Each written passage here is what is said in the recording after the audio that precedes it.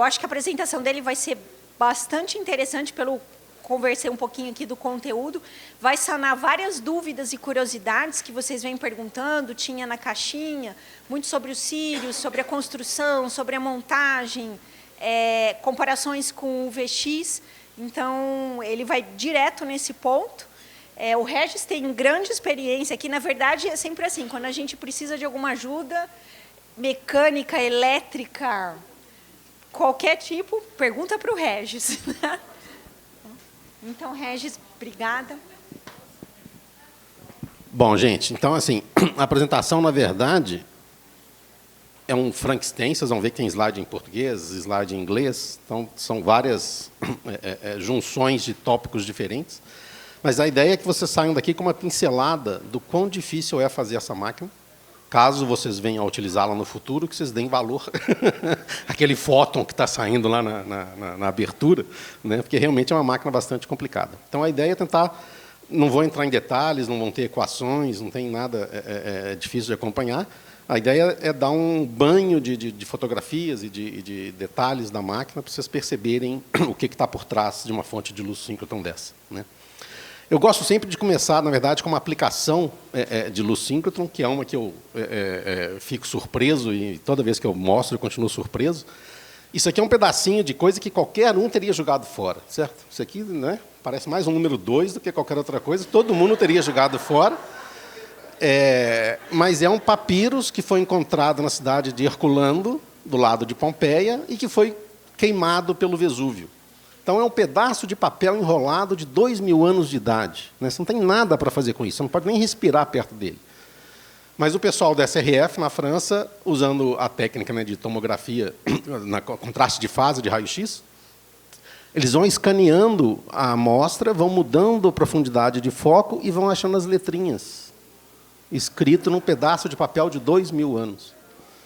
Então, assim, espero que ele tenha escrito algo útil, né? Porque você gastar alguns milhões de dólares para ler o desgraçado, né? E ele, né? Deve ser pornografia, provavelmente, né? Que ele deve ter escrito 2.000 anos. Mas é impressionante o que essas técnicas permitem fazer, né? Uma outra que demonstra, digamos, um potencial mais prático, né? Porque vira e mexe, os políticos querem saber para que serve um síncrotron, né? Falar, olha, para fazer ciência básica, né? Mas quanto vai dar de retorno? Não sabemos, né? Ciência básica, você não sabe exatamente quanto vai dar de retorno, só posteriormente você pode falar, que nem economia, você nunca consegue prever, você só consegue falar para trás, né? Mas aqui é um exemplo prático, o pessoal fez no Japão, no Spring Gates, que é o síncrotron japonês. Então, eles estudaram o polímero da borracha. Um carro andando a 80, 100 km por hora, a borracha está sendo comprimida a 10 Hz, mais ou menos. Isso consome alguma energia. Você está comprimindo um material elástico, e isso consome uma certa energia, você tem uma esterese nessa curva de compressão da borracha, e aí, quando você muda a distribuição da sílica nesse polímero, você consegue reduzir esse consumo de energia da borracha. Então, o pneu, que se você mede a temperatura dele, vai ter um certo aquecimento, né, seja pelo aquecimento do próprio gás que está lá dentro, mas também pelo aquecimento da borracha, eles conseguem fazer um pneu que consome menos energia, né? E os japoneses, né, não temos como confirmar isso aqui, mas eles estimam um retorno de 7 bilhões de dólares ao ano, né, no valor de mercado de um pneu desse tipo, né? Você imaginar a quantidade de carro que o mundo tem, se você começar a vender um pneu mais econômico, isso dá para construir alguns Sirius por ano, né? Querido, você falou que existe essa questão, de acordo com a distribuição do silício, você pode fazer arranjos que podem diminuir o gasto de energia, certo? Do pneu. Em contrapartida, não pode existir algum tipo de desvantagem para a qualidade do pneu, para a qualidade do material? Olha, lendo a reportagem toda, aqui é só um fragmento, né? Quando você entra aqui na propaganda do pneu, ele freia mais rápido, anda melhor na água, consome menos energia, é tudo mega, né? É tudo blaster, né? Mas eu não sou da área, não tem como te confirmar tudo isso, né? Mas a propaganda que eles fazem é muito boa, né? E de que você ganha em várias performances do material. Esse daqui é um outro negócio que eu também adoro, né, que eu não trouxe o vídeo, porque agora, como está sendo gravado, e o vídeo é do YouTube, e aí perde o direito autoral, aqueles negócios todos, então só coloquei 2 fotos rápidas, mas foi um mecanismo, isso aqui, obviamente, é uma réplica do mecanismo, né, que foi encontrado perto da ilha de Kíthera, também, 2.000 anos de idade, foi encontrado em 1906, 1907, junto com um navio grego com um monte de peças, um monte de estátuas, né? E junto eles acharam uma pecinha de bronze, né? Que era um segmento desse mecanismo, né? O que ele tem de fantástico é que ele consegue prever a órbita de 5 planetas, consegue prever a fase da Lua, consegue prever os Jogos Olímpicos da Grécia, consegue prever eclipse lunar, né? E o pessoal hoje constrói várias réplicas e elas funcionam super bem. Então, assim, eles não sabem quem, há 2.000 anos atrás, foi capaz de projetar isso. Acham que pode ter sido Arquimedes, né? Porque na região tinha outros trabalhos dele, né? Mas, para vocês terem uma ideia, vale a pena assistir os documentários, se vocês digitarem Antikythera no YouTube, né? E o documentário da Nova, um documentário de 50 minutos. Então, essa aqui é a peça que eles encontraram, um pedaço desse tamanho, mais ou menos, né, de bronze, com as engrenagens incrustadas, né, e aí, com a técnica de tomografia de raio-x, eles tiveram que construir um tomógrafo especial para levar ao museu. Essa peça não podia sair do Museu de Atenas, eles tiveram que levar o tomógrafo ao museu. Então, a empresa do tomógrafo fez um tomógrafo especial. Isso aqui é uma das partes do filme onde eles vão revelando as engrenagens dentro do mecanismo. Com a técnica de tomografia, eles acharam perto de 27 engrenagens. Para montar o quebra-cabeça todo, né, eles estimam que vão ser cerca de 63 engrenagens, mas não foram mais encontradas, né. O Jacques Cousteau, inclusive, voltou naquele local depois para peneirar o fundo do oceano, tentando achar mais fragmentos desse mecanismo, né. E aqui a gente tem... Bom, primeiro, então, essa técnica de tomografia é muito importante, né, eu vou mostrar algumas aplicações aqui, mas também o que é muito impressionante é que, assim, não importa o quão avançada a sociedade esteja, tudo pode voltar para trás. Então, a gente tem que ficar muito esperto, porque a sociedade só foi ter algo parecido com isso 1.500 anos depois. Só no Renascimento, com Leonardo da Vinci, é que essa tecnologia de conseguir fazer todas essas engrenagens funcionarem nessa precisão foi 1.500 anos depois, né, depois de 1.500 anos de escuridão da Idade Média, a gente só voltou lá para frente. Então, a gente tem que ficar atento. Então, aqui é a mesma técnica feita agora então, no laboratório, que vocês já devem ter visto isso em alguma das apresentações, que é a técnica de tomografia, que eles pegam o feto de rato, né? Então, isso aqui era um trabalho para medir, então, essa linha de luz, trocando a amostra, eles escaneiam esse feto de rato com 3 milímetros por 2 milímetros, e o resultado é uma tomografia, então, 3D do carinha, né? Ups. Então, aqui, ó, vocês podem ver que você pode, depois que você fez a tomografia, dependendo da resolução que a sua máquina tem, você consegue ver detalhes, né, da estrutura interna, né. O que eles estavam interessados era na formação do cordão espinhal, que é esse vermelhinho que está passando aí atrás, essa formação, que era afetada pelo vírus da Zika, né. E, a partir de tomografias desse tipo, o pessoal consegue depois extrair matematicamente um neurônio. Eles vão fazendo análises de imagem e conseguem extrair um neurônio. Para os sírios, a expectativa é que você consiga ter a mesma resolução, mas de uma organela do neurônio. Você pode analisar uma tomografia de uma mitocôndria, né, do neurônio. Então, é só para mostrar o poderio da técnica e por que a gente tanto quer fazer uma máquina tão sofisticada, né. Vou passar rapidamente pela história do VX, né, que começou em 81, Petrov está aqui, né, foi um dos que deu a ideia, falou, por que vocês não fazem um síncrono? Ninguém nem sabia o que era síncrono, né, mas nos encontros lá de Paris, eles sugeriram, começaram uma peregrinação pelo Brasil, expondo para que servia síncrotrons, né, quais as vantagens e aplicações. A Liu, que vocês tiveram aula recentemente lá da máquina, foi enviada aos Estados Unidos, junto com o Ricardo, o Hélio Tolentino, e trabalharam com o professor Wiedemann lá em Stanford, né, para fazer o primeiro projeto. Na época, a gente estava em plena saída da ditadura, né, Sarney entrando, a gente tinha desenhado uma máquina com 60 metros, mas assim que eles voltaram, a gente caiu na real, encolheu a máquina para 30 metros e adaptou a era Color, né, para fazer o sistema. Então, aqui é o primeiro prédio. Para vocês terem uma noção, quando a gente foi inaugurar o LINAC, que é um equipamento simples, né, esse daqui é o Carlo Rubbia, que depois ganhou o prêmio Nobel, né, foi diretor do CERN, né.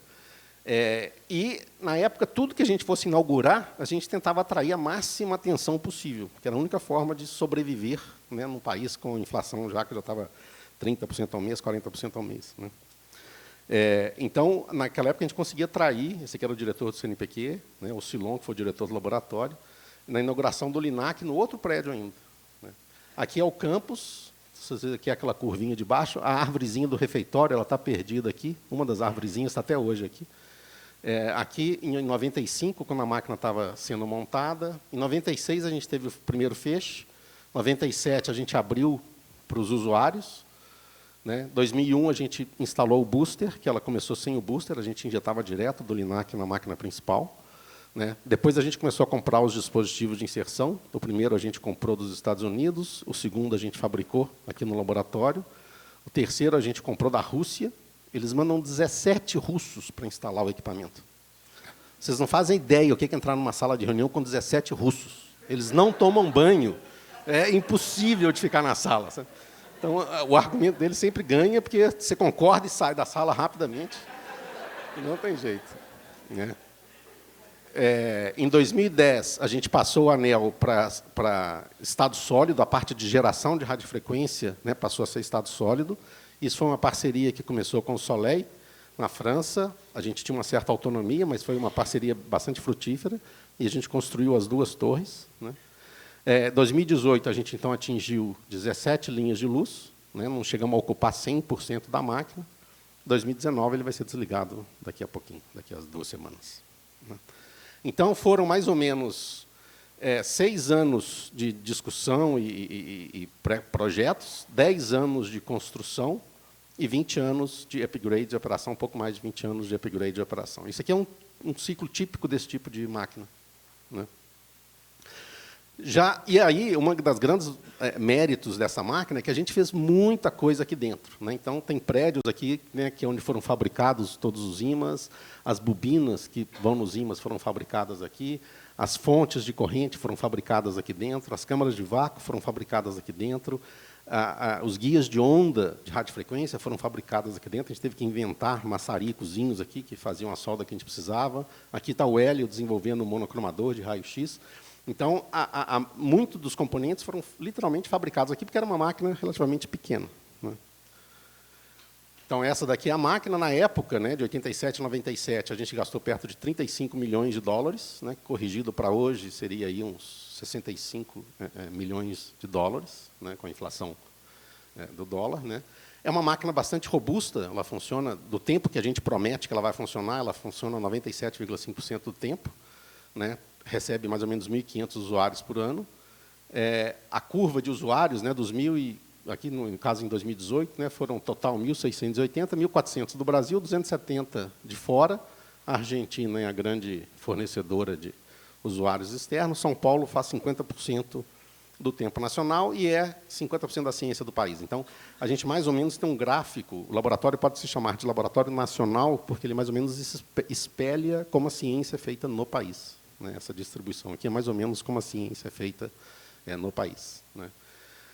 No caso dos Sirius, a gente começou, primeira discussão bastante preliminar foi lá em 2006, né? Aí, primeiro orçamento para fazer um pré-projeto em 2008, 2009, a gente fez um workshop com alguns especialistas para traçar as especificações da máquina. Aí, em 2010, a gente começou a fazer protótipo, aí fizemos um protótipo da câmara de vácuo, fizemos um protótipo de magnetos, fizemos um monte de coisa. Aí, em 2012, a gente fez uma reunião do comitê assessor, né, que tem o Ericsson da Suíça, né, o Bob Hettel do SLAC, o Wiedemann, né, e o Albin da Swiss Light Source. E eles falaram, gente, olha, o projeto está bonitinho, mas ordinário, né? Assim, para os próximos 20 anos, vocês não vão ser competitivos, né? A gente literalmente jogou tudo fora. Nada pôde ser aproveitado. Aí começamos outro desenho, né? Aí, de 2012 até 2015, a gente redesenhou a máquina. Em 2015, a gente começou a obra do prédio, né? Aí, em 2016, a gente começou a fabricar os componentes. Em 2017, o Linac a gente comprou da China, né? Aí ele foi instalado em abril de 2018. Aí a gente começou a montar o booster, né? Em junho, a gente começou a colocar os blocos do anel. E agora a gente está fazendo comissionamento. Então, aqui a gente tem mais ou menos 13 anos, que é mais ou menos o mesmo tempo do UVX, o período total é mais ou menos o mesmo, só que a zona é um pouco mais nebulosa. A gente continua discutindo como é que vai ser a máquina, a gente continua projetando o componente, a máquina está há poucas semanas de ser conectada, né, mas a gente ainda continua projetando o componente, continua prototipando componentes, vocês vão ver que tem alguns que a gente ainda não resolveu, né? Mas o período total está mais ou menos parecido com o do VX e é mais ou menos um padrão internacional. A gente não é nem muito melhor, nem muito pior do que outros laboratórios no mundo, né? Então, é uma máquina muito maior do que o VX. O VX tinha 30 metros, né? O Sirius vai para 165 metros. Né? E o que ele tem é uma imitância muito baixa, né? Comparada com uma geração de máquinas anteriores à nossa. Né? Não vou entrar em detalhes, a Lil deve ter comentado mais do que isso, mas quando a gente começou em 2012, antes do comitê, a gente estava feliz da vida, porque a gente tinha feito uma máquina quase 100 vezes melhor que o VX.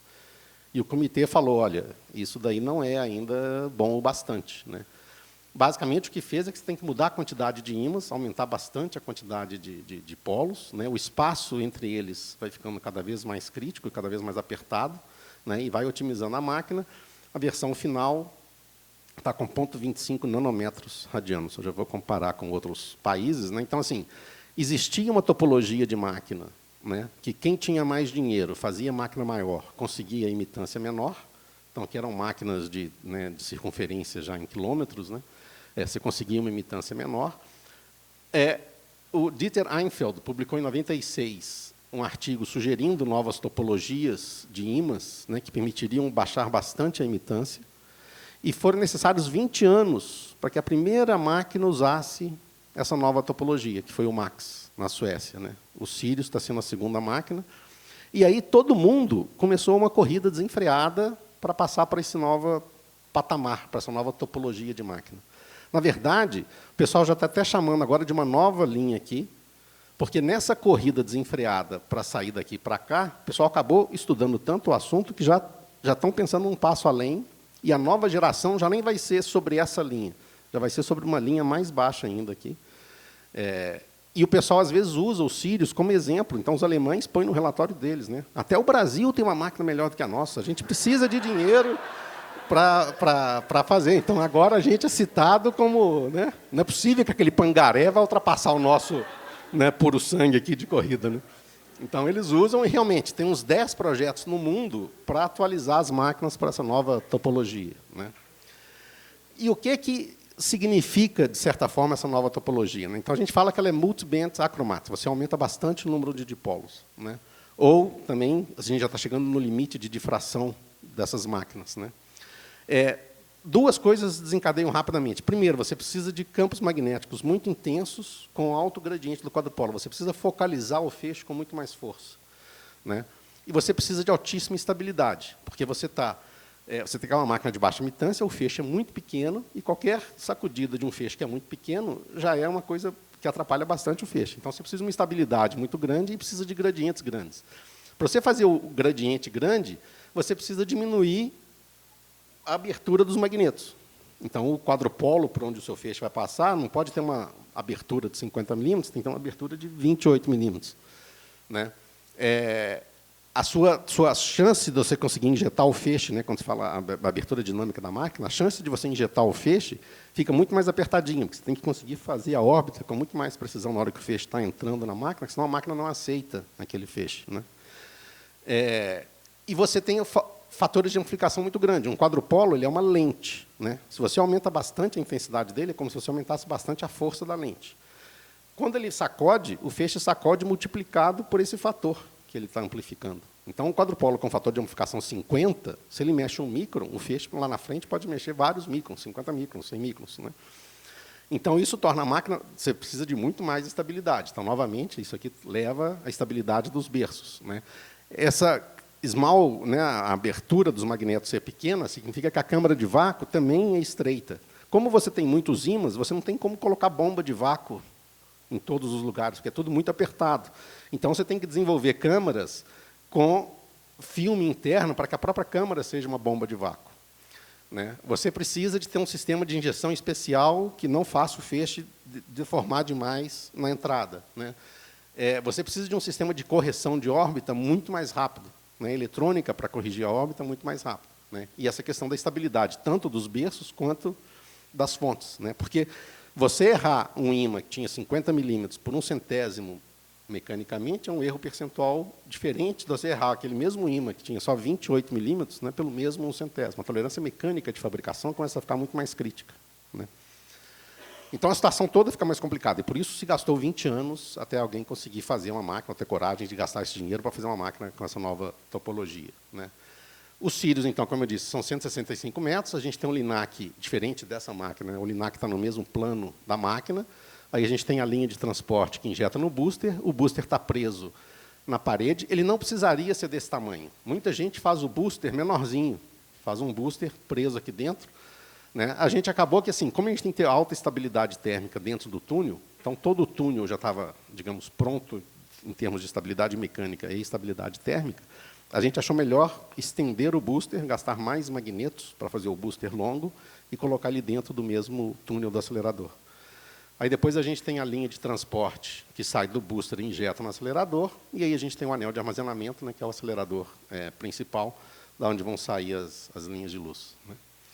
Para vocês terem uma ideia, no UVX a gente fala em feixes, né, de 80 microns na vertical por 400 microns na horizontal. No Sirius, a gente está falando de feixes da ordem de 4 microns na vertical por 35 na horizontal. E isso daqui é um fio de cabelo, 50 micrômetros de diâmetro, né? Esse aqui é o diâmetro de um fio de cabelo. Então, assim, a gente tem que manter esse feixe, que é 10, 15 vezes menor que um fio de cabelo, estável ao longo de 520 metros. Né? A grande vantagem, obviamente, a gente tem investido tanto numa máquina, né? Então, você tem o crescimento do brilho, quer dizer, quantos fótons de raio-x você consegue colocar, né, por milímetro quadrado, né, dentro de um determinado ângulo sólido, né? Então, a gente fala... O próprio tubo de raio-x, na verdade, a gente também está acelerando elétrons. Na verdade, a gente está desacelerando elétrons, certo? A gente tem um canhão, a gente joga os elétrons contra um alvo de cobre, e quando o elétron freia no cobre, ele emite raio-x. A gente, no acelerador, faz o contrário. A gente acelera o elétron numa curva, ele emite raio-x na tangente. Só que ordens de grandeza mais intensos do que os tubos foram possíveis até 1960. E quando a gente está falando aqui, né, da mudança do VX para o Sirius, né, numa faixa de 10 keV, que é uma energia bastante utilizada para a pesquisa, né, a gente está falando aí de 10 milhões de ganho na intensidade. Então, a gente está fazendo uma máquina que é 5 vezes maior, 8 vezes mais cara e 10 milhões de vezes mais potente. Então, a gente está no lucro, né, se tudo funcionar, a gente está indo bem. O custo por fóton está diminuindo, né? Bom, então, como eu digo, tudo é uma questão de estabilidade, certo? O acelerador em si, o que o elétron enxerga é o campo magnético gerado pelos ímãs. Ele não enxerga mais nada, a não ser que alguma partícula de gás entre na frente dele. Ele vai percorrer um tubo onde o campo magnético está dizendo o movimento que ele faz, né? Se a temperatura do túnel muda, esse suporte expande, esse ímã sai da posição, certo? Se o concreto muda de temperatura, né, ele pode expandir um pouco, empena o piso tira o ímã do lugar, né? Se a fonte manda uma corrente um pouquinho diferente, que tem um ripple um pouquinho diferente, o campo magnético muda. Se a radiofrequência erra a fase de onda, a aceleração longitudinal muda, né? E aí você tem acoplamentos de modos, né? Se o seu monitor de posição erra a leitura da posição, você corrige a posição errada, né? Então, tudo tem que ser muito estável, né? Tudo são partes por milhão de estabilidade, né? E quando a gente começa a pensar em estabilidade logo do solo e do piso, para vocês terem uma ideia, né, nós aqui hoje, né, a gente já subiu e desceu 2 vezes ao longo do dia 40 centímetros. A maré que tem na água também tem na crosta terrestre. Nós subimos e descemos de acordo com que a Lua passa ao Sol, né? Mas a crosta tem a mesma movimentação, não a mesma movimentação, mas tem o mesmo ciclo, né, que a maré da água, só que a água tem uma amplitude muito maior do que a maré terrestre, né? Isso significa que o Sirius, nos 160 metros de diâmetro que ele tem, ele vai adernar 10 micrômetros para um lado, 10 micrômetros para o outro quando a maré passar. Não deve ser nenhum problema, porque ele vai se comportar como uma peça única. A gente gastou um dinheirão no piso tentando fazer ele como se ele fosse uma peça única. Mas tem máquinas que percebem e tem que ajustar um pouquinho a frequência de funcionamento, como é o caso de Brookhaven, que tem uma máquina que é maior do que a nossa, né? Mas isso é calculável, previsível, e você pode introduzir isso em correção na órbita da máquina, né? Aí vocês falam, mas quem vai ver que essa máquina adernou 10 microns para um lado ou para o outro? A gente vai, porque a gente tem sensorzinhos, a gente encheu o piso de concreto com sensores de estresse e de temperatura, né? E também a gente tem um copinho com a velha técnica do vasos comunicantes, né, que se a água muda de um copinho para o outro, ele mede a capacitância do copinho, e isso daqui é uma medida feita lá na França, exatamente mostrando a maré, 2 vezes por dia, passando. Tudo bem que é um copinho de 2.500 euros cada um, né, não é um vaso comunicante, assim, ele fala uma língua, né, especial, mas a ideia é que a gente esparrame esses copinhos ao redor da máquina e a gente consiga perceber o comportamento da máquina ao longo do dia, né. Então, como é que a gente faz então o piso super estável, né? Como é que a gente tentou fazer esse piso mais estável que a gente podia, né? A gente foi vendo os exemplos, né, que tinha lá fora. Então, o Diamond era uma máquina recente, de 2007, né, que tinha ficado pronto junto com o Soleil. O piso era até bem parecido, né? E o Max, que era a máquina, nosso competidor direto, que ficou pronto em 2016, os dois tinham usado tipos de piso diferentes, né? A gente, então, fez um protótipo, imitando o piso do Max e imitando o piso da Suécia. O piso do Max ele tem uma placa de concreto que apoia direto nas colunas, nas pilastras de concreto, no solo, e aqui tem uma camada de vazio. Tem um truquezinho que ele usa e fica vazio. Então, o piso ele não toca, o piso de concreto não toca no solo. Ele fica afastado, porque lá na Inglaterra, o solo é de argila, e a argila expande bastante com a água. Então, várias construções eles criam esse espaço entre o concreto e o solo, justamente para que essa expansão da argila não cause deformações no piso. No caso do Max, eles fizeram um compacto de solo-cimento. Eles cavaram e colocaram uma quantidade grande de solo-cimento. O solo de baixo dessa camada removida, no caso lá da Suécia, é extremamente duro, eles não precisavam fazer mais nada. No nosso caso, que o solo ainda era frágil, a gente precisava também ainda colocar as pilastras. Então, a gente colocou as estacas, colocou uma camada de solo-cimento e colocou o concreto em cima. 60 centímetros, 60 centímetros. E começamos a gerar vibração, né?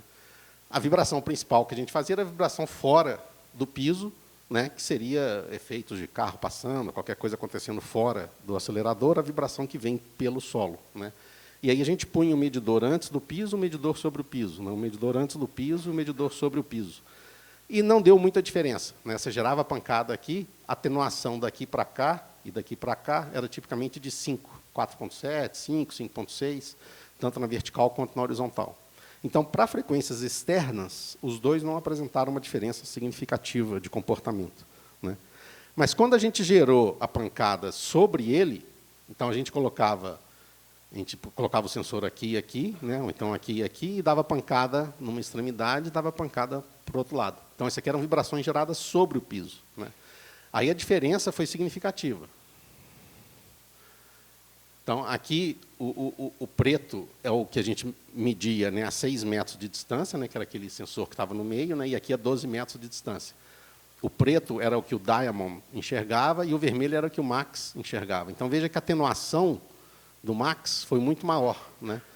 O do Diamond praticamente passava dos 6 para os 12 metros, quase sem perder intensidade. É como se ele funcionasse como um guia de onda.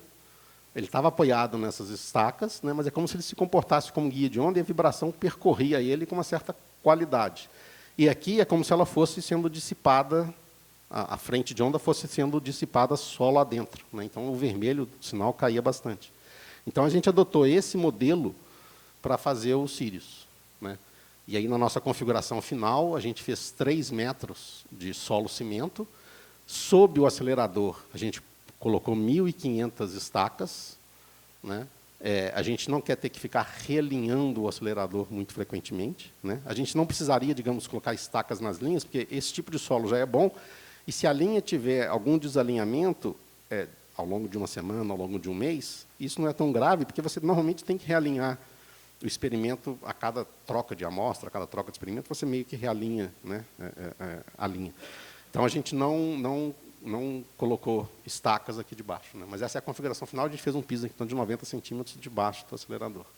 Então, quando vocês entram lá no hall experimental, tem uns 30, 40 milhões de reais dali para baixo, né? Vocês não estão vendo, né? Está escondido ali debaixo, mas é o que garante, mas é parte integrante da máquina, aquela estabilidade que está ali.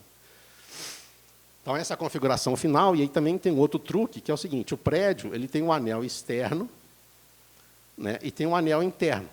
né? Eles têm fundação separada da fundação da máquina, né?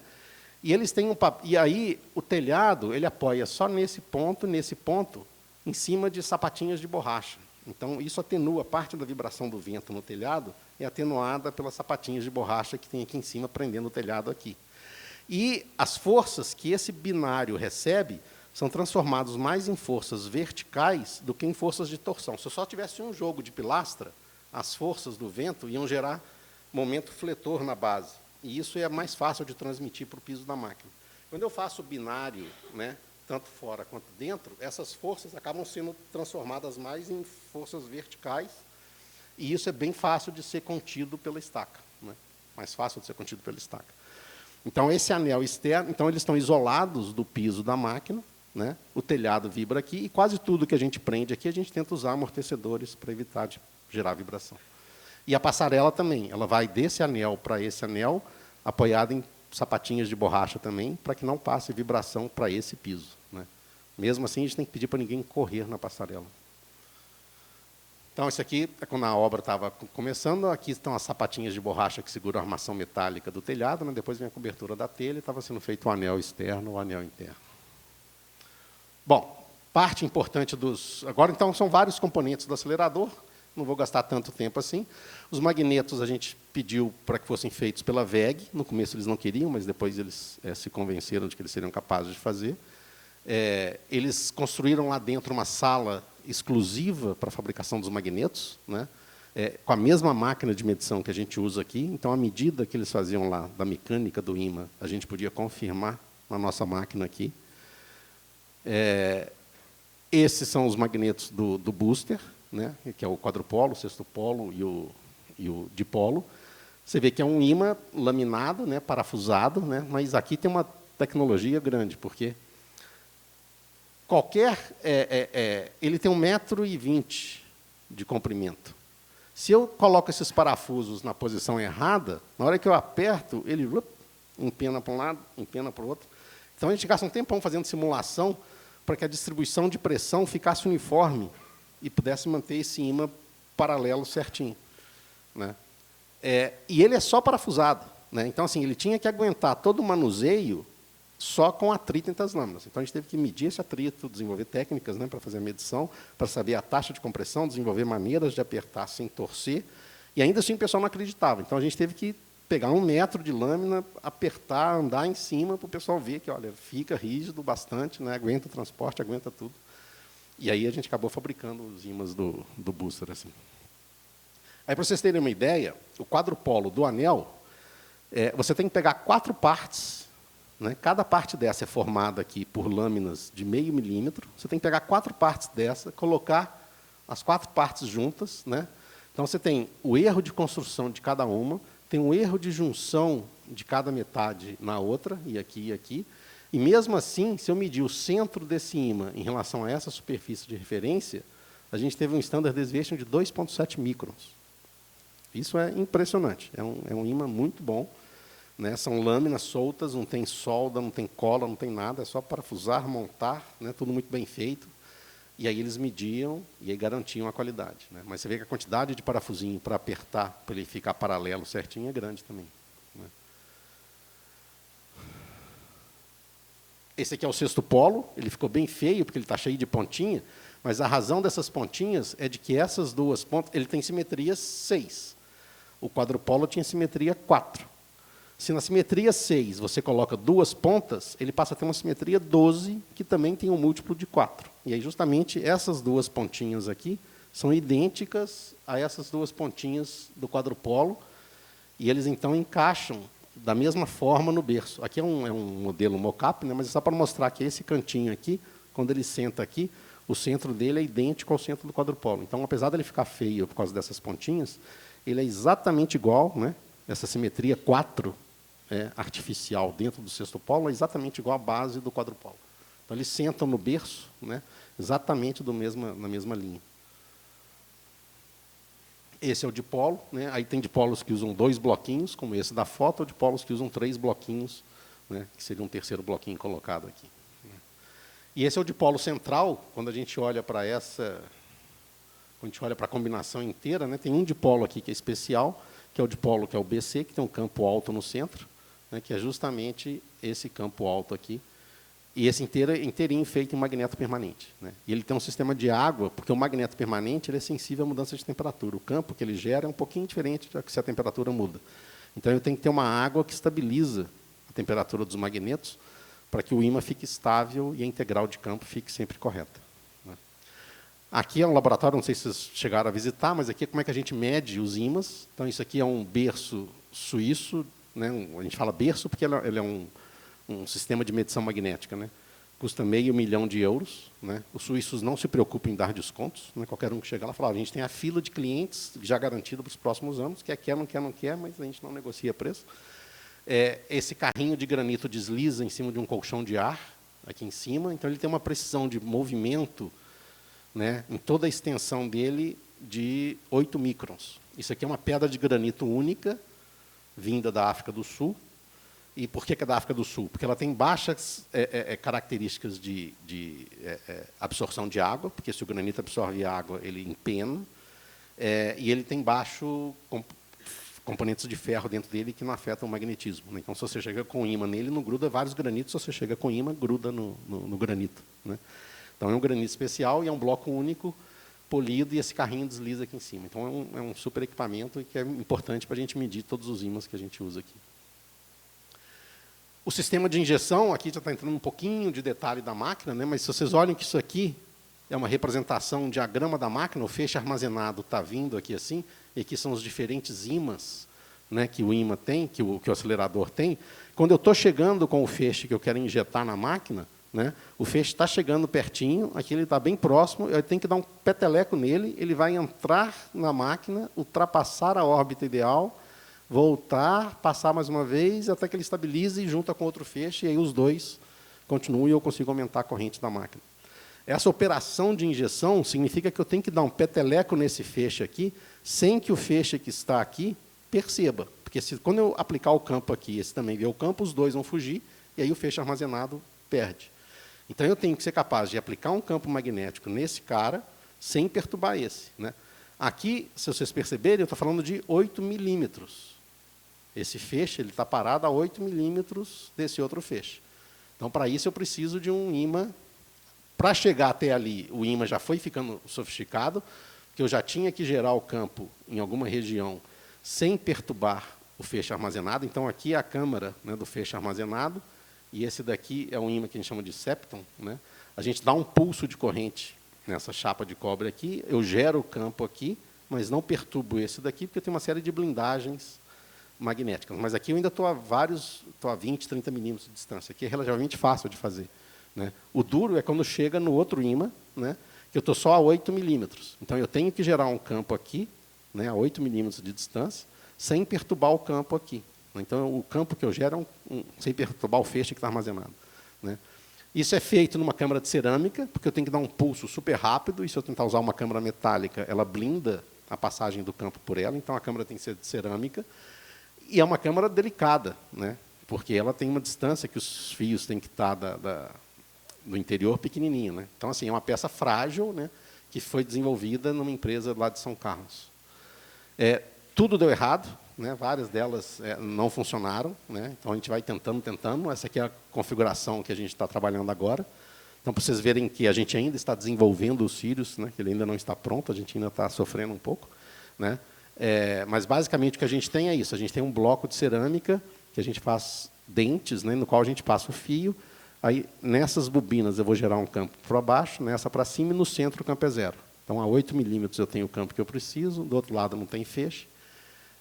E aí eu dou uma corrente de 1.600 amperes, né, 900 volts. Então, é um pulso super rápido, né, de microsegundos para fazer o feixe entrar na órbita do outro.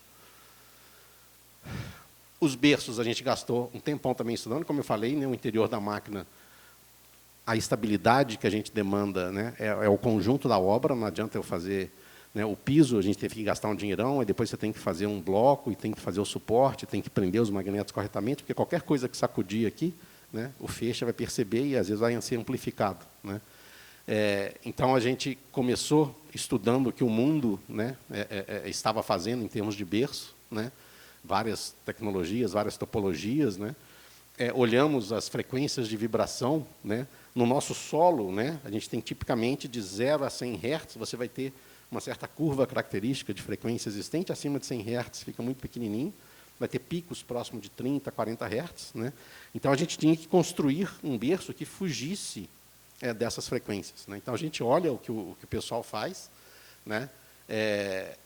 No caso lá do berço da Inglaterra, né? Eles já tinham baseado, em cima do berço da Inglaterra, os alemães fizeram um berço bem melhor, então eles partiram daquele berço da Inglaterra, melhoraram, fizeram um berço que foi para 116 Hz.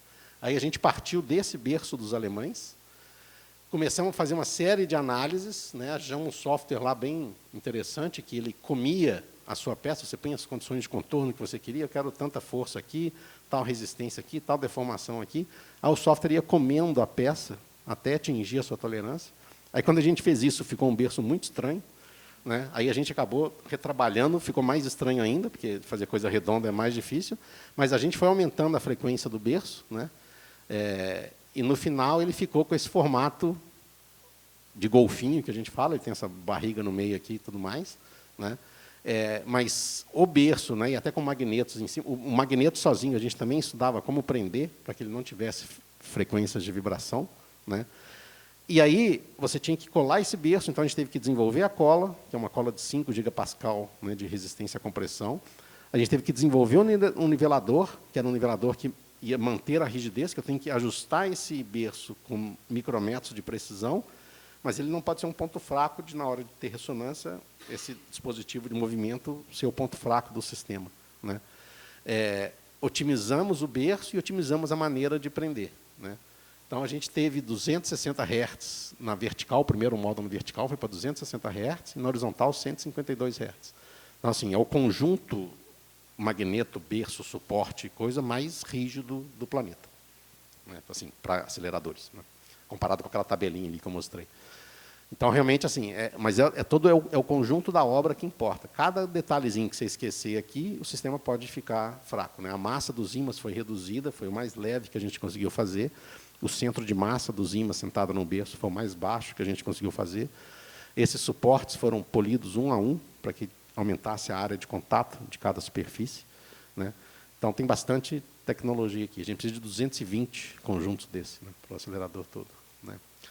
O alinhamento, eu vou só passar rapidamente, a gente usa um equipamento que chama Laser Tracker, né, que é um sistema de laser que ele consegue acompanhar uma esfera especial, e onde essa esfera pousa, ele te fala a coordenada. Então, eu consigo instalar pontos no chão, localizar todos esses pontos dentro do túnel, eu vou caminhando com o aparelho e uso os pontos já alocados para alocar os pontos seguintes, e vou fazendo isso no túnel inteiro. Então, no final, eu tenho uma rede de pontos que eu vou marcando dentro do túnel, e aí, depois que essa rede está estabelecida em torno de todo o acelerador, eu consigo localizar qualquer objeto aqui dentro, com poucos micrometros de precisão. Né?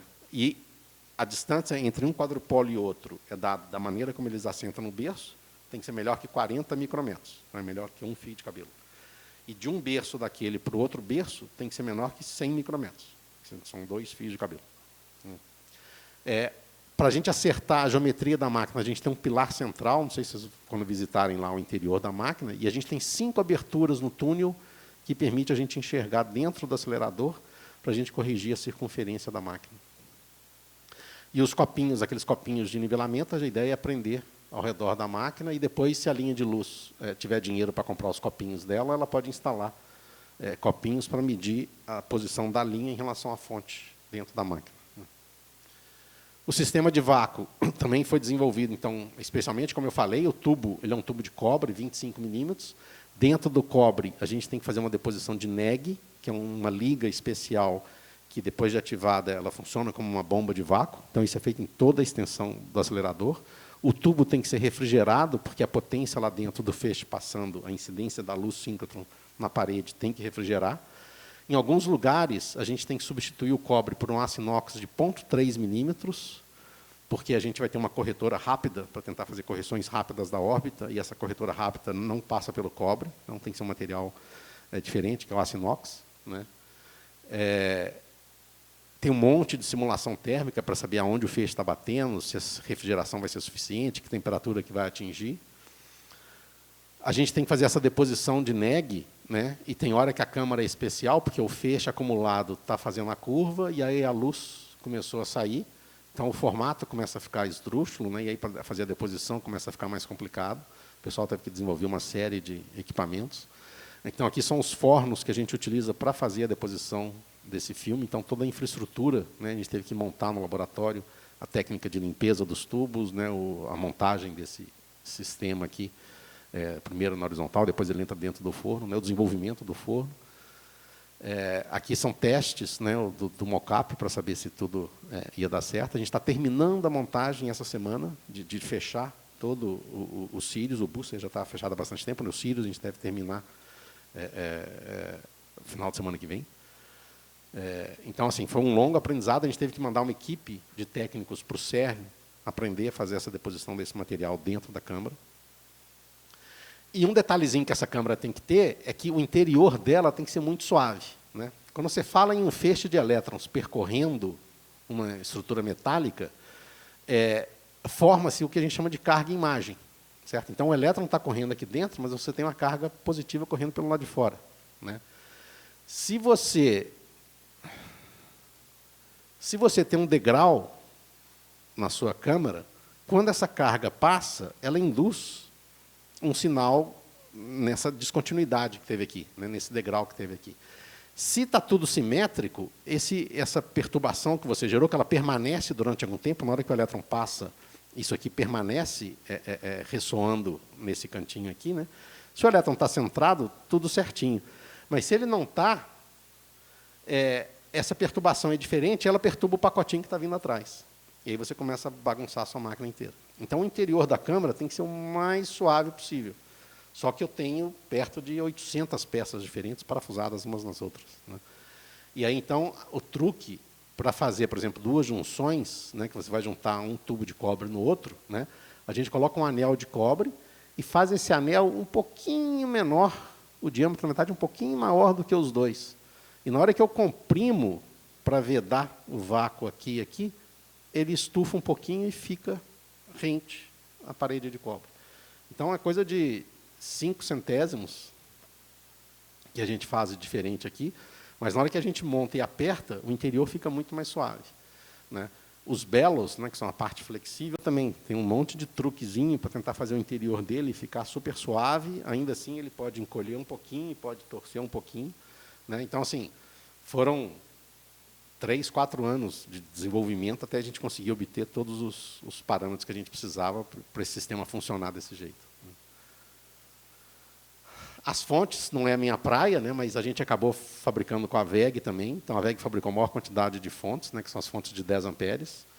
Aqui dentro, a gente fabricou as fontes, né, que vão até 700 amperes. Né, e também a fonte do booster, que é a fonte ciclante, né, que vai até 1.100 amperes. Né. Então, também é uma quantidade, são perto de 1.000 e poucas fontes, né, que a gente precisa para operar a máquina, com aquele grau de estabilidade que a gente precisa para o feixe ser estável. No caso da radiofrequência, a gente usa, então, o estado sólido. Então, cada transistor, que, na verdade,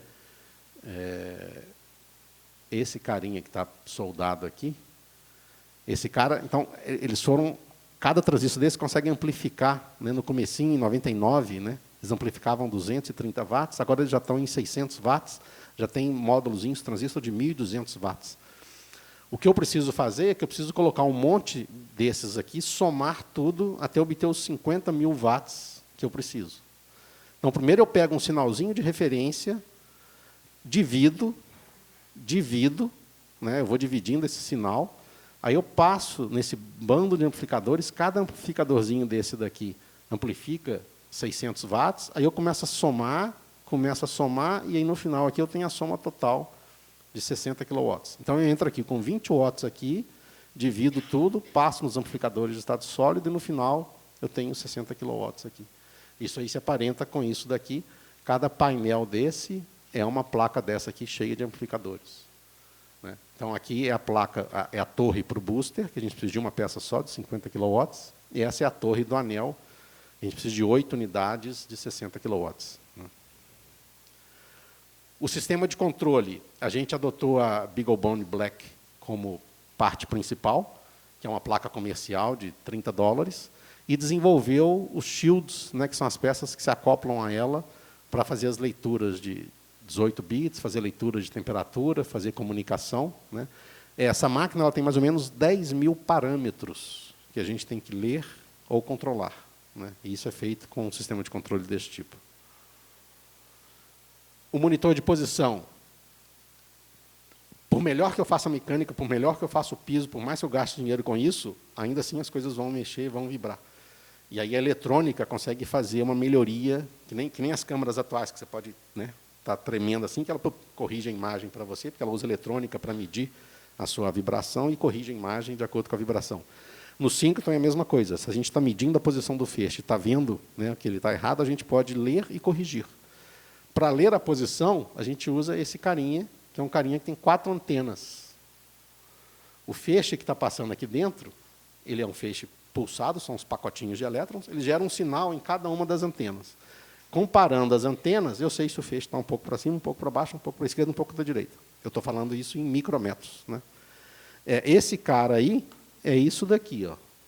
Está vendo? É essa pecinha aqui, tem uns 25 milímetros, 24 milímetros de diâmetro interno, o feixe passa aqui dentro e tem essas 4 anteninhas, a sombra talvez, tem as 4 anteninhas que vão pegar o sinal.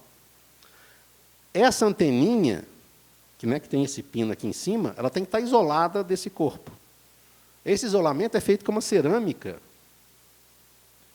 de 1 milímetro de espessura. Está vendo? Ó. Ela tem 1 milímetro de espessura.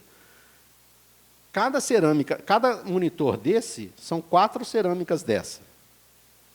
Qualquer uma delas que quebrar, a máquina areja. Eu entro com ar dentro da máquina. Então, eu tenho que ter certeza que essa cerâmica de 1 milímetro não vai quebrar. Certo? A gente nunca vai ter exatamente essa certeza, mas a gente tenta. Né? E aí a gente faz alguns testes. Então, assim, para desenhar esse botão, a gente gasta um tempão. Né? Então, novamente, a gente pega os melhores botões que o mundo já fez, joga a engenharia em cima, joga a matemática em cima, otimiza o desenho. Né? Ele é super difícil de fazer. Né? A gente conseguiu um botão que é 50%, que aquece 50% menos do que os outros, né, que a gente tinha disponível. E aqui o aquecimento é crítico, porque se esse cara aquece um pouquinho, o centro dele muda de posição. E eu estou querendo usar ele para medir a posição. Então, ele não pode sair da posição, certo? Então, eu tenho que ter certeza que ele não aquece. Né?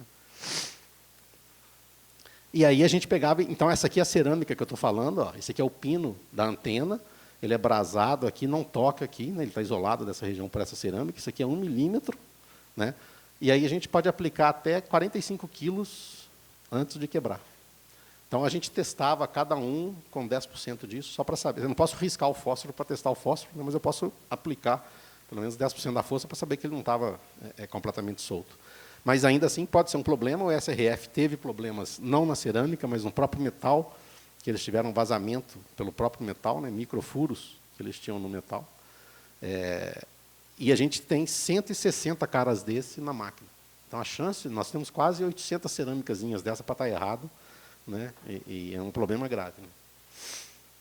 O sistema de correção de órbita, como eu falei, é o que lê e corrige. Né? Também não é a minha praia eletrônica, mas a gente vai ter um sistema que é umas 4 vezes mais rápido do que as outras máquinas têm, né? O sistema de leitura. Né? A gente desenvolveu a eletrônica com plataformas abertas, né? O que a gente chama de open source, né? Collaboration, né?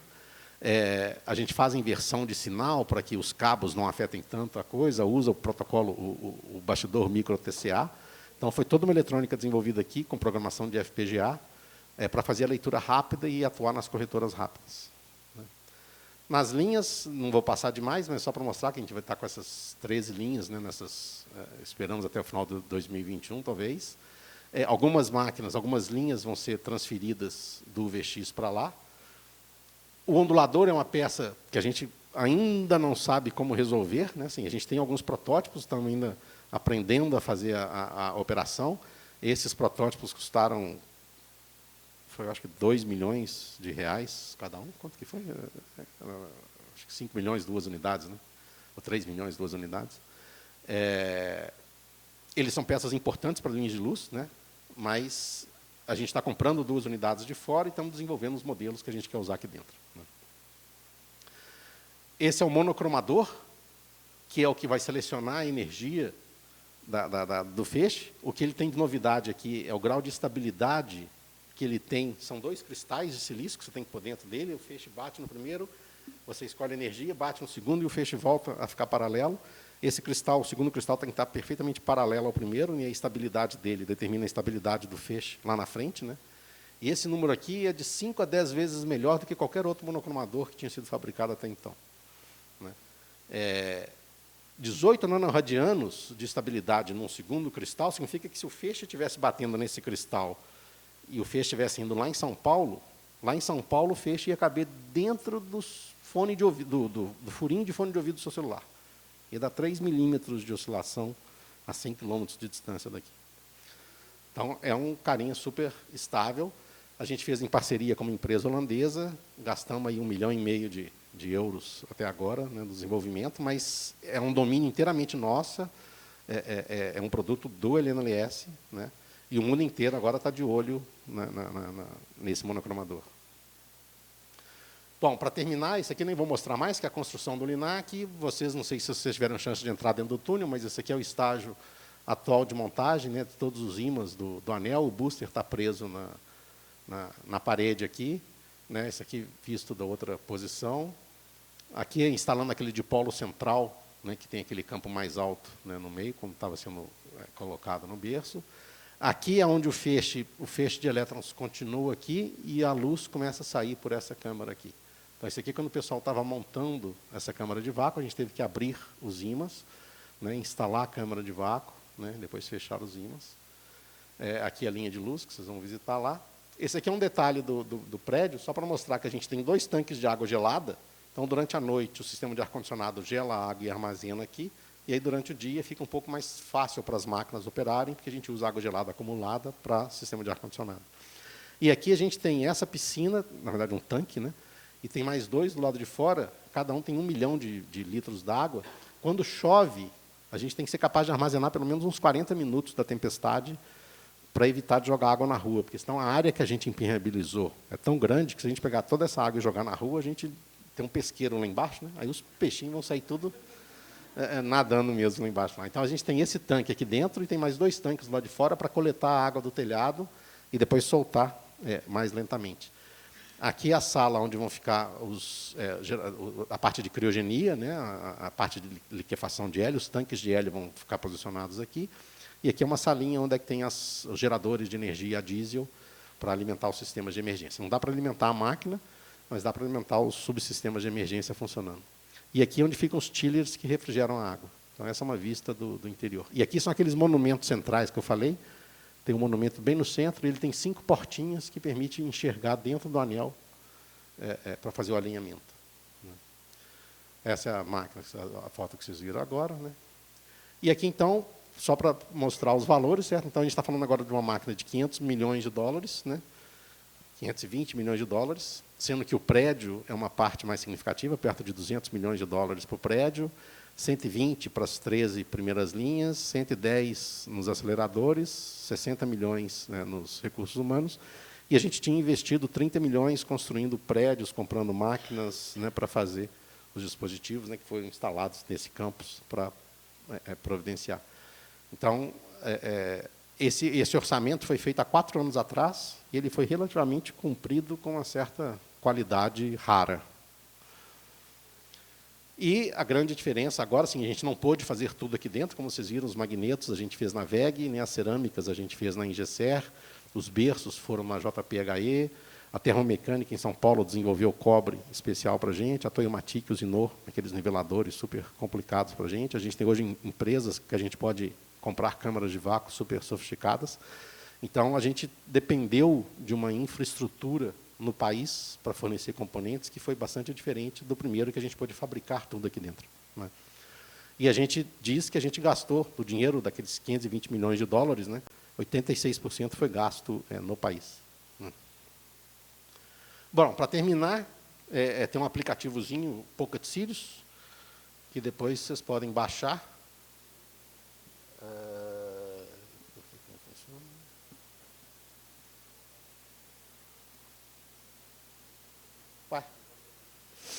era para funcionar. Aqui ele ia passar um filmezinho, mas assim, vocês conseguem... se o celular for mais pobrinho, tem que ter um alvo. Se o celular for mais sofisticado, você usa uma referência plana e você consegue ver o prédio, tirar o telhado, ver a mudança das linhas, ver vários detalhezinhos. A gente ainda está construindo ainda o aplicativo, mas é interessante depois de vocês entrarem lá. Bom, pessoal, então é isso daí. Dúvidas, perguntas?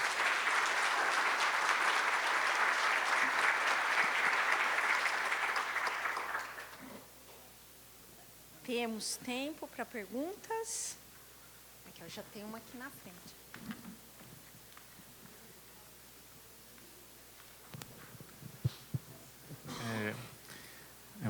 Boa noite já, né? Eu queria saber as especificações do concreto desse piso, se usou fibra, a resistência, porque realmente é um volume grande, né? Como é que foi feito esse concreto? Você tem informação? Olha, os números clássicos, né, de como é que você especifica o concreto, eu não vou saber, né? A primeira vez que a gente prototipou o piso, o concreto vinha de fora, né, ele vinha de caminhões, né? Então, o que a gente fez um protótipo exatamente na espessura que a gente queria, e aí o pessoal calculou a quantidade de gelo que tinha que ter, de acordo com a distância que estava o caminhão, né? Então, eles iam percorrer 15 quilômetros até chegar aqui. Então, a gente tinha que pôr uma quantidade de gelo grande para o concreto chegar aqui na temperatura certa, porque com 1 metro de concreto, ele começa a gerar um calor tão grande que, se você não tiver gelo, ele vai gerar trinca, vai gerar fissura, né? Então, esse cálculo da temperatura o pessoal fazia. Na produção, quando foi construído o acelerador mesmo, foi montada uma usina de concreto aqui dentro. Ainda assim, tinha o gelo, né? Por causa da espessura, ainda assim, você tinha que colocar gelo. Era até estranho fazer solicitação de gelo, né, na solicitação de compras, né, porque depois o Tribunal de Contas, mas para que vocês querem gelo? Né? Mas era para fazer no concreto. Né? A grande preocupação era o encolhimento e o empenamento. Né? Porque, como eu mostrei, a gente estava contando numa forte adesão do piso de concreto com aquele substrato de solo-cimento. Se ele descolasse do solo-cimento, e a gente ainda nem tem certeza se isso não aconteceu, né, você ia ter suportações diferentes. Aí a propagação das ondas e as vibrações iam ter outro comportamento. Né? Então, a quantidade de ferro que tem é muito grande para conter esse empenamento do concreto. É tão grande a quantidade de ferro e a malha era tão fechadinha que a mangueira que trazia o concreto para jogar não passava.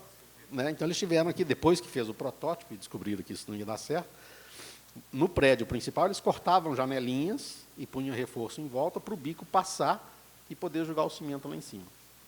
Ainda assim, nessa camada de 90 centímetros, primeiro você esparramava a primeira camada de 30, né? O caminhão ia jogando, fazia essa primeira camada de 30, aí ele voltava aqui, começava a jogar a segunda camada, então a primeira já estava um pouquinho mais forte, já tinha secado um pouquinho, ela aguentava o peso da segunda, mas ainda estava úmido sobre úmido.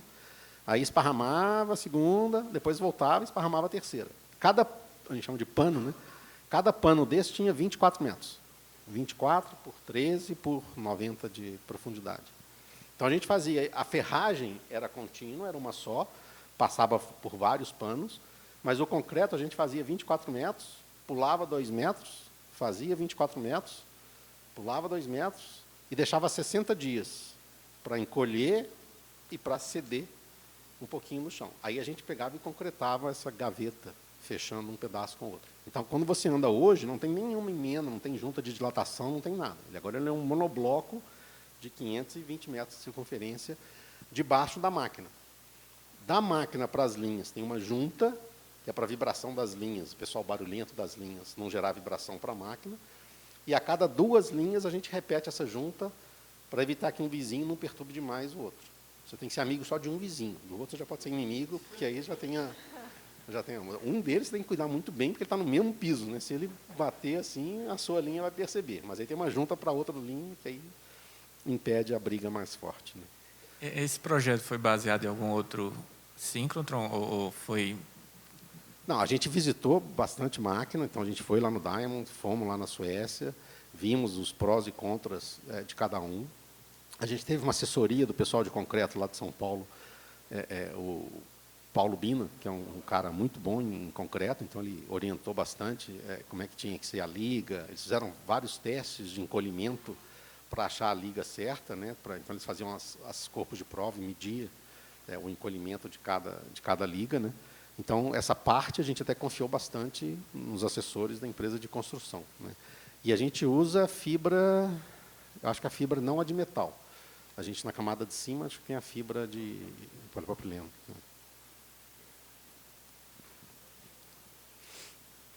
Uma pergunta, mais a cargo de curiosidade. Durante a visita à metrologia, foi comentado que os parafusos que estavam sujeitos ao ultravácuo, eles foram revestidos de prata para evitar o processo de solda frio. Queria saber se você sabe o quanto de prata foi necessário para revestir os parafusos ao redor de toda a circunferência dos cílios e como foi feito para se evitar o processo de solda frio nas junções maiores. Então, na verdade, a quantidade de prata é muito pouquinho, e nos cílios em si, nem é tanto assim, porque a gente, na verdade, não usa... quando você tem quando o parafuso vai dentro do vácuo, realmente você não pode usar o inox com inox dentro do vácuo, porque eles vão soldar um no outro, né? Então, você faz esse banho, mas é um banho de pouquíssimos microns, né, de prata em cima do parafuso. Então, realmente, os parafusinhos que vão lá dentro, né? Mas quando você olha aquela câmara ao longo dos 520 metros, né, é uma câmara de 24 milímetros de diâmetro de cobre, né, e você junta uma câmara na outra e vem com aquela corrente por fora. Então, essa corrente por fora não está no vácuo. A gente tem que ter uma graxa até especial para que ela consiga aplicar a força para juntar uma peça na outra, usando só um parafuso. Então, ali o difícil é porque a gente não tinha espaço. Se eu quisesse colocar uma flange, colocar parafuso um de frente para o outro, entrar com a chavinha para tentar apertar, não ia ter como. Então, a corrente ela vem de frente assim, eu venho com um parafusinho só e tem que aplicar o mesmo torque que os 4 parafusos aplicariam se fosse uma flange convencional, né? Um parafuso? E é um parafuso só. Ele passou rápido naquela imagem do vácuo ali, mas é uma corrente. E aí foi gasto também um tempão desenvolvendo essa corrente. Porque realmente, para ela fazer a força, é difícil de dar certo. Aí tem que ter a quantidade de graxa seca, não pode ser uma graxa que vai atrapalhar o vácuo, né? Senão também você tem problema, né? Qualquer óleo perto do vácuo é o pavor. Aqui, ó. Tá vendo? Isso aqui é uma corrente, né? Então você tem a flange de um lado com um ângulo específico desse lado, um ângulo específico desse lado. Aí esses gominhos têm um ângulo interno igual a esse ângulo, mas eu tenho que aplicar uma graxa seca. Existe um lubrificante seco que a gente monta aqui, e aí esse único parafuso de um aço especial aplica a força para juntar essa peça com essa aqui.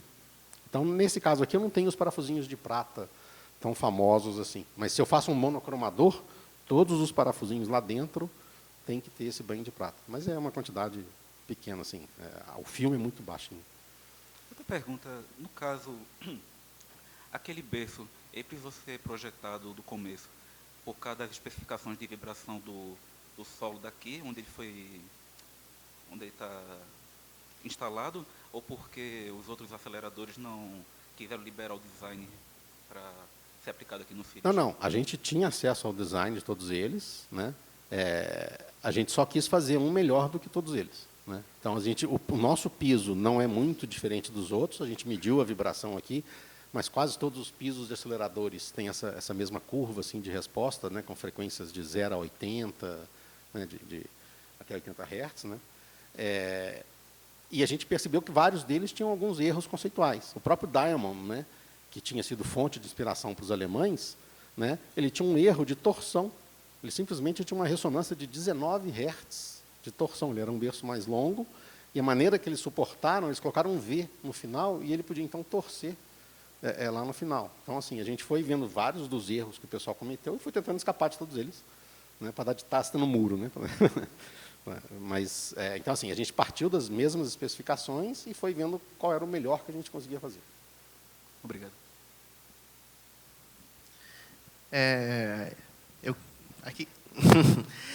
Primeiro, eu queria dar os parabéns para vocês, parabéns para todos do CNPq por essa obra que é um orgulho para todos os brasileiros, para a comunidade científica, para todos nós, né? E uma pergunta que eu gostaria de fazer é que aqui a gente está tão acostumado a ver as obras em atraso, ou ver as obras custar mais caro do que o orçamento, e ver as obras ou entregar um produto que não é da qualidade que se esperava. Qual foi a receita Aqui você atribui esse sucesso de conseguir entregar dessa forma dentro do prazo e do orçamento? Olha, confesso que assim, ter acertado o orçamento lá no começo ainda continua sendo um pouco surpreendente, porque desde 2014 a gente tem um livro que a gente publicou, que até está disponível na internet, né? E naquele livro, em 2014, a gente tinha o orçamento de 520 milhões de dólares. Né? Então, já estava lá e dizendo que a gente ia construir a máquina. Na verdade, quando eu falei que a gente cumpriu o cronograma, a gente estava atrasado. Era para o feixe já estar rodando na máquina desde fevereiro de 2019. Né? Então, na verdade, a gente escorregou, o prédio escorregou um pouco e a instalação da máquina também escorregou um pouco. Mas o valor que a gente vem pedindo realmente é o mesmo. Né? Parte disso é que a gente opera como uma empresa, então a gente é uma organização social, o CNPEM é uma organização social, e a gente compra com regras próprias. Né? Então, com isso, a gente tem uma agilidade de aquisição maior. Né? E a gente tem uma competição feroz. Você vê que tem 9, 10 projetos querendo passar para essa nova topologia. Né? A gente tem uma janela única de oportunidade, né, de talvez aí 6 meses, de ser a máquina de menor imitância do mundo, porque tem um monte de cavalos, né, chegando no nosso pescoço ali. Né? Então, assim, a equipe tem um foco muito específico. A gente tem que fazer essa máquina em 4 anos. Né? E o dinheiro não faltou. Né? Então, assim, esse é outro mistério. Por que o dinheiro não faltou, né, também é outro mistério. Né? Mas a Dilma colocou dinheiro, o Temer colocou dinheiro, o Bolsonaro agora eu acho que ainda não colocou nenhum. Né? Mas ainda estão faltando uns 200 milhões para a gente terminar aquele cronograma, aquele orçamento, ainda faltam uns 200 e poucos milhões para chegar. Né? Então, assim, eu acho que é ter o foco, né? ter o objetivo e ter a verba, a vida fica um pouco mais previsível. Né? E a gente deu realmente sorte de não terem cortado o nosso dinheiro. Para o projeto Sirius. Cortou de todo o campus, mas não do projeto Sirius.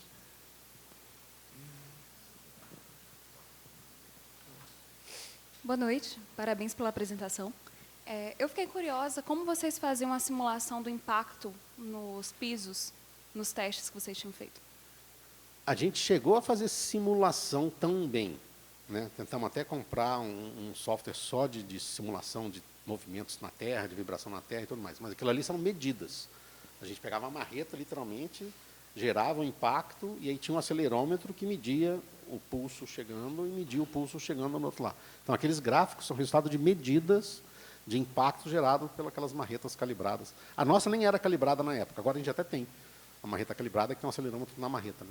Mas você gera impacto, e como você mede o sinal antes e no piso, você sabe qual é a atenuação do que você construiu ali. Né? Então, tinha aquele fator 5 desse impacto que vinha de fora para dentro, a gente atenuava para um fator 5. Né? Mas são medidas mesmo. Obrigada. Parabenizo primeiro a apresentação, e me chamou a atenção enquanto você ia dando a sua apresentação, me fez lembrar muito da construção da Itaipu Binacional. Por vários estudos, por várias pesquisas, você tem que sair para fora, você tem que aprender com o erro de outros países, e ter que voltar, e ter que melhorar aqui, e ter que comparar o teu produto lá, e ter que fazer a simulação. Imaginou que é uma loucura, é uma história toda. A gente acompanha a apresentação da Liu também, falando sobre isso, mas o que me chamou a atenção foi uma imagem que estava na tua apresentação, que estava em outra apresentação também aqui, que é que vocês fazem a comparação entre os diferentes equipamentos no mundo, as diferentes máquinas que tem no mundo. E você comentou até mesmo que tem vamos dizer assim, um futuro depois do Sirius. Né? Tem gente que está estudando coisa mais para frente ainda ali. Né? Você comentou ali, tem 2 linhas, uma vermelha e uma verde, ali eu acho que era. E você falou azul, isso, azul. E aí você falava assim, não, tem gente que está desenvolvendo algo mais. Você poderia comentar alguma coisa? O que seria algo mais depois do Sirius? Não, então, na verdade, ali a gente fala que a gente é de 4ª geração em relação às máquinas de 3ª geração, porque tem um fator pelo menos 10. Então, quando você tem um fator 10 em alguma coisa, você já diz que é uma geração diferente. Né? Não houve uma mudança radical. Por exemplo, um Free Electron Laser é uma fonte de luz de 4ª geração, mas não é uma fonte de luz síncrotron de 4ª geração. Né? Mas é outro conceito e tudo mais. Ali a gente fala que é uma fonte de luz síncrotron de 4ª geração, porque toda aquela linha, onde estão localizadas aquelas novas gerações de máquina, né, é um fator 10 em relação à máquina anterior. Né? E aí é o que eu falei, gerou uma corrida, né? Max foi o primeiro. Né? Os Estados Unidos, eles estavam terminando a máquina quando a gente estava fazendo Eles inauguraram em 2014 a máquina deles. É uma máquina de $1 bilhão, né, 800 metros de circunferência, né, que é esse daqui, que é o NSLS-2. Então, assim, eles quase poderiam ter tido a ousadia de tentar mudar o projeto e tentar pegar, porque assim, a gente estava em 2012, quando a gente mudou de ideia, a gente já tinha feito protótipos, e eles, obviamente, já estavam muito mais adiantados, né, porque a máquina ficou pronta em 2014. Então, assim, eles gastaram um dinheirão para fazer uma máquina que, digamos, não era das mais competitivas, não era das mais novas, né, e é uma máquina super, super recente, né. O fato de que Max começou nessa nova máquina, né, e a gente foi induzido a seguir essa mesma topologia, levou uma corrida, né. Então, o Diamond, que é o símbolo inglês, né, que eu mostrei lá a foto dele, está fazendo estudos para o Diamond 2, o Springate está fazendo estudos para o Springate 2, o Petra, que falou que usou a gente lá, né, que até o Brasil tem, está fazendo estudos para a máquina, o APS nos Estados Unidos está bastante avançado, né, o SRF vai terminar agora, em dezembro, eles devem montar o upgrade da máquina, e ele já era uma máquina bastante avançada, né, e agora eles estão fazendo esse upgrade. Então, assim, quando todo mundo começou a entender, começou a estudar e começou a calcular, eles perceberam que tinham outros truques que permitem um ganho de mais 5 vezes aqui. Que é um truquezinho que eles chamam que é o anti-bending. Na verdade, antes de você começar a fazer a curva, você faz uma curva para o lado contrário. E isso acaba baixando a imitância da máquina. Então, na verdade, o que eles estão fazendo é que eles pegam o quadrupolo, se você passa bem no centro, o campo é 0. Se você tem um feixe gordinho, quem passa para um lado vem para cá, e quem passa do outro lado vem para cá, ele focaliza o feixe. Mas fora do centro existe um dipolo. Então, algumas das soluções é que se você dá um offset no quadrupolo e o feixe passa um pouco fora do centro, você soma um kick para o lado contrário, que é o anti-bending, e aí depois você faz o bending, né? E isso acaba gerando uma redução da emistância. Então, assim, foi um suíço que calculou isso e tudo mais, e agora está todo... A gente até chegou... Assim, né, a gente está quase pronto, a gente ainda dá para mexer o nosso quadrupolo um pouquinho, né, para tentar baixar ainda a emissão, né? Então, assim, já temos ideias para o upgrade do Sirius. Então, ele nem está pronto ainda, mas a gente já tem ideias para o upgrade do Sirius, porque daqui a pouco vai aparecer. A gente ainda não mostra a linha, né, mas já deve ter outros já mostrando uma nova linha aqui com fator 5 melhor do que essa linha aqui. Então, assim, a gente durante algum tempo, está vendo? Durante algum tempo a gente vai ser a máquina de menor imitância, né? Mas em pouco tempo os outros começam a ficar prontos e daqui a pouco começa uma nova geração de máquinas aqui.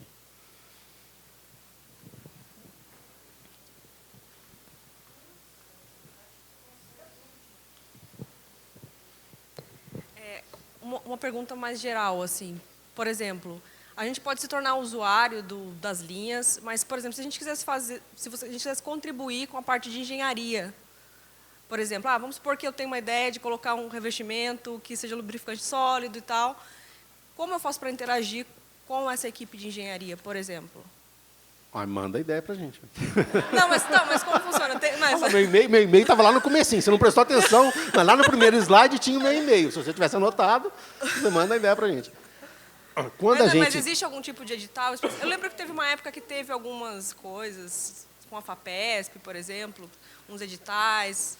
Teve os desafios. Estão né? tendo isso ainda? Assim, agora a gente acha que a gente, digamos, resolveu o problema. A gente só vai saber isso com os próximos meses, na hora que a gente começar a medir o resultado de tudo isso que a gente gastou, todo esse dinheiro que a gente gastou. Se ele não atingir especificações, o que você pode fazer para melhorar, né? Então, os suecos, né, que estavam fazendo aquela máquina, né, que é a primeira ali agora, né, por alguma razão, no começo do projeto, alguém tinha deixado o desenho do prédio cheio de morrinhos de terra lá fora. Mas tinha sido um pouco acidental. Mas o pessoal começou a pensar que talvez aqueles morrinhos pudessem atenuar a vibração, e começaram a fazer simulação. Então, o fato de ter várias montanhazinhas aleatórias do entorno do prédio, eles têm uma rodovia que é bem mais próxima do que a nossa aqui, né? Eles faziam simulação achando então que aqueles morrinhos acabavam gerando interferência destrutiva das ondas que estavam chegando, e aquilo ajudava. E eles incorporaram ao desenho da máquina, né? A gente aqui está super apertadinho. A gente chegou a fazer alguns estudos, porque na época que a gente estava construindo o prédio, tinha uma valeta maior. Então, a gente até fez algumas medições de que profundidade de valeta eu poderia tentar, caso o bioetanol, os outros prédios ali estivessem gerando vibração demais, eu poderia construir alguma valeta ou alguma coisa assim. Então, pode ser que a gente continue precisando de ter ideias para frente para tentar resolver problemas. Mas agora a gente vai ter que esperar os problemas começarem a aparecer. Todos que a gente conseguiu imaginar antes e a gente gastou dinheiro tentando resolver, a gente vai saber agora o que deu certo. Mas se você tiver grandes ideias, mais cedo ou mais tarde, elas chegam. É só você escrever para a gente. O pessoal lá no Maracanã, por exemplo, eles reforçaram o Maracanã com placas de carbono, fibras de carbono coladas, né, em várias das estruturas de concreto para aumentar a rigidez das vigas e das coisas que estavam deterioradas, né. A gente pensou em usar isso também para reduzir peso, mudar a frequência. A passarela, a gente pensou em fazer até de pultrudado de fibra de carbono, as passarelas que vão de um lado para o outro, né, porque ela tem uma frequência de 3,9 Hz. Né. A gente achava que a gente talvez pudesse fazer de material composto para ela ficar mais leve e mudar a frequência dela também. Aí depois você caía na realidade do custo e tal, e fala, bom, faz de aço mesmo, e põe a plaquinha, não corra, né, e passa devagarzinho. Mas se tiver ideia, é só acompanhar. Obrigada. Oi, boa noite. Pergunta sobre o piso especial do Sirius. Ele foi projetado para evitar qualquer vibração externa, carros na rua, pessoas andando em cima, mas com as pilastras descendo para a terra, não é sujeito a tremores de terra? Olha, tremor é uma coisa assim que a gente não fica exatamente muito preocupado, porque é uma área de baixíssima atividade sísmica, né? E assim, a máquina UVX, por exemplo, né? Se qualquer terremoto no Chile, a gente vê aqui. Aí o feixe balança aqui, você sabe que teve terremoto no Chile lá. Então, assim, para esses casos, a gente nem tenta achar solução, porque assim, isso vai acontecer, sei lá, né, uma vez por ano, 2 vezes por ano, 3 vezes por ano. Se eu perder o feixe por causa disso, não é um grande problema, né? O duro é se qualquer carro que passa na rua, o feixe sacudir, aí complica. Tanto é que a gente já está providenciando para que a rua saia daqui. A gente já está com um plano para fazer a rua passar lá embaixo, direto, lá por trás das árvores, para reduzir o fluxo de carro aqui. Isso já estava mais ou menos previsto, né, no sistema, né? Então, assim, o que a gente preocupa bastante, e mesmo sem a vibração externa, né, assim, o bairro é relativamente tranquilo, não tem nenhuma indústria pesada, se a gente tirar essa rua daqui, reduz o fluxo de carro, né? Mas os usuários das linhas são um problema, né? Porque o cara traz uma bombinha nova de vácuo, super, tá, e liga aquela bombinha lá, achando que, né, vai fazer coisa, né? E aí começa a aparecer ruído, né? O cara liga um ar-condicionado desbalanceado, a própria falta de manutenção nas máquinas de ar-condicionado, para manter aquele prédio gigante ali, a gente tem máquinas de ar-condicionado enormes em todo aquele anel interno, esparramadas no solo, todas elas são isoladas em cima de molas, para tentar que o motor não gere vibração, né? Mas se você acha uma certa ressonância na frequência daquele compressor, a vibração passa pela mola e vai para o chão afora, né? Então, assim, a gente tentou blindar ao máximo, ou construir o chão para que ele fosse pouco sensível, mas a gente precisava das pilastras de toda forma por 2 razões. Primeiro, porque o solo nosso ele não é muito rígido. Então, eu precisava aumentar a densidade dele para que ele ficasse ainda mais inerte à vibração. Foi a ideia de criar um maciço. A gente pensou em injetar, tem tecnologias hoje em dia que você vai com seringas gigantes assim, injeta concreto até ele sair no furinho lá do outro lado, assim, que nem pegar cupim, sabe que você injeta aqui, essa fumacinha lá, o pessoal injeta concreto, quando a água sai lá, é porque estava bom.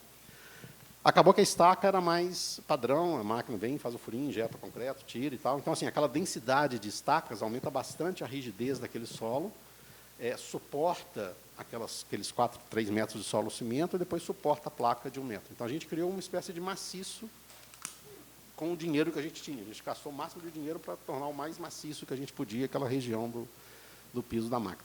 Tem gente que tem os berços dos ímãs montados em cima de sistemas motorizados. Se eu quiser realinhar o acelerador, eu vou lá no computador, realinhe-se. E ele começa a alinhar. O problema disso é que esses mecanismos de movimento, normalmente o berço está solto sobre ele. Solto, normalmente, num ponto de contato. E isso, para a frequência de vibração, é muito ruim, porque ele é um ponto fraco de contato e as frequências ficam lá embaixo. Então, você pode ter um acelerador que é fácil de alinhar, mas ele vai ter frequências de vibração que é difícil de você depois corrigir na máquina, entendeu? A gente optou por ter um berço mais rígido possível, que ele tivesse vibração longe das vibrações que tem, E na esperança de que o piso vai precisar movimentar muito pouco ao longo do ano. A especificação era 2 décimos por ano a cada 30, 40 metros de distância, não lembro direito agora. Mas até isso, para a gente, iria implicar em ter que realinhar a máquina. Né? A operação de realinhar a máquina é uma operação aí de 2 semanas. Uma máquina dessa, se você pega aqueles 500 milhões de dólares, põe na poupança, né, você está falando aí de um custo por hora de uns 80 mil reais, 100 mil reais. Esqueci o alicate, tem que entrar, 100 mil reais. Entendeu?